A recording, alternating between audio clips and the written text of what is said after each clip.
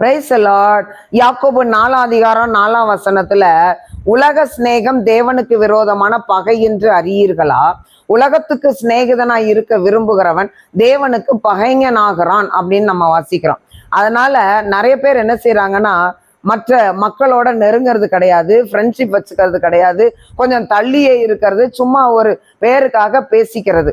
இப்படி ஆண்டவர் இருக்க சொல்லல. ஆண்டவர் சத்ருவை கூட நேசிக்க சொன்னவர், சபிக்கிறவர்களை ஆசீர்வதிக்க சொன்னவர், துன்பப்படுத்துறவர்களுக்காக ஜெபிங்க அப்படின்னு தான் சொல்றாரு. இயேசு கிறிஸ்து அப்படிதான் இந்த உலகத்துல வாழ்ந்துட்டு போனாரு.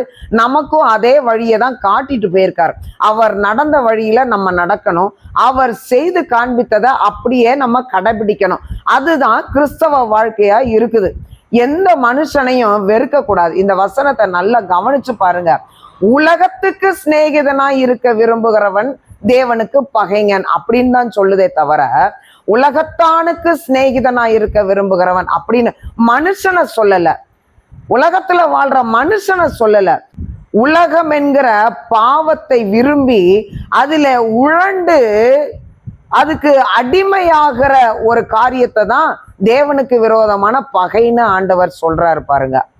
உலகம் என்றால் விபச்சாரம், வேசித்தனம், அக்கிரமம், கொலை, கொள்ளை, மதுபானம், களியாட்டுகள், காமவிகாரம், இப்படிப்பட்ட காரியங்கள் தான் உலகத்தின் காரியங்கள். கலாத்தியர் 5:19 21 வரைக்கும் 17 விதமான மாம்சத்தின் கிரியைகளாகிய பாவங்களை சொல்லி இருக்குது. அந்த 17 விதமான பாவ காரியங்களில ஈடுபடுகிற காரியத்தை விட்டுட்டு அதுல உழண்டு இருக்கிற மனிதனை நேசித்து அவனிடத்துல கிறிஸ்துவின் அன்பை வெளிப்படுத்தி அந்த மனிதனை மீட்டு வெளியே கொண்டு வருகிறது தான் கிறிஸ்தவ வாழ்க்கையா இருக்கிறது. பிரியமானவர்களே, அதுதான் தேவனுக்கு பிரியமானது. ஆனபடினால எல்லா மனுஷங்களையும் நேசிப்போம், எல்லாரிடத்திலையும் கிறிஸ்துவின் அன்பை வெளிப்படுத்துவோம்.